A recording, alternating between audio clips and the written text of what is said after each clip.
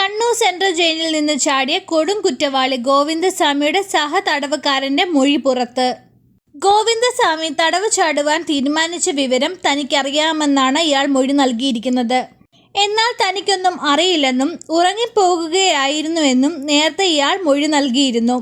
കൂടുതൽ ചോദ്യം ചെയ്തപ്പോഴാണ് അദ്ദേഹം സത്യം തുറന്നു പറഞ്ഞത്. ജയിൽ ചാടാനുള്ള ആസൂത്രണം തുടങ്ങിയിട്ട് ആഴ്ചകളായെന്നും താനും ജയിൽ ചാടാൻ പദ്ധതിയിട്ടെന്നും എന്നാൽ കമ്പിക്കുള്ളിൽ പുറത്തു ചാടുവാൻ കഴിയില്ലെന്നും തടവുകാരൻ്റെ മൊഴി. തമിഴ്നാട് സ്വദേശിയാണ് സഹ തടവുകാരൻ.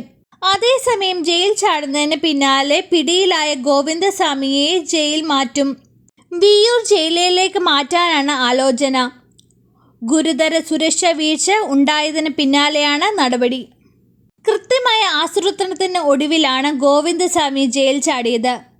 മതിൽ ചാടുന്നതിന് 20 ദിവസം മുൻപെങ്കിലും തയ്യാറെടുപ്പുകൾ നടത്തിയിരുന്നതായി Kannur city police commissioner Nithin Raj നേരത്തെ മാധ്യമങ്ങളോട് പറഞ്ഞിരുന്നു. ഇപ്പോഴിതാ ആ തയ്യാറെടുപ്പുകളെക്കുറിച്ച് കൂടുതൽ വിവരങ്ങളാണ് പുറത്തു വരുന്നത്. മതിൽ ചാടുന്നതിന് വേണ്ടി ഗോവിന്ദസ്വാമി ശരീരഭാരം കുറച്ചിരുന്നു. ഒരു കൈ മാത്രമുള്ള ഗോവിന്ദസ്വാമി 7.5 മീറ്റർ ഉയരമുള്ള മതിൽ ചാടുന്നതിന് വേണ്ടി ഒരുക്കങ്ങളെല്ലാം നേരത്തെ നടത്തിയിരുന്നു. ശരീരഭാരം കുറയ്ക്കുന്നതിനും ചപ്പാത്തി മാത്രമായിരുന്നു കുറച്ച് ദിവസങ്ങളുള്ള ഭക്ഷണം. അതീവ സുരക്ഷാ ബ്ലോക്കിൻ്റെ ഗേറ്റ് ആദ്യം കട്ട് ചെയ്തു. ഇതിനായി ഗേറ്റ് ഉപ്പ് വെച്ച് നേരത്തെ തുരുമ്പിപ്പിച്ചു. ഒരു കമ്പി മാത്രം മുറിച്ച് അതിലൂടെയാണ് പുറത്തു ചാടിയത്. പുലർച്ചെ 3:30 ജയിലിനുള്ളിൽ നിരീക്ഷണം നടത്തി.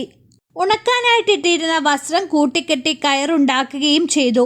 ഇത് ഉപയോഗിച്ചാണ് 7.5 മീറ്റർ ഉയരമുള്ള മതിൽ ചാടിയത്. അലക്കുകല്ലിൽ കയറി പുറത്തേക്ക് ചാടിയത്. പുറത്തിറങ്ങിയാൽ എങ്ങനെ നീങ്ങണമെന്നും കൃത്യമായ ആസൂത്രണം ചെയ്തു. ഇതിനായി ജയിൽ ഡ്രസ്സ് മാറുകയും ചെയ്തു.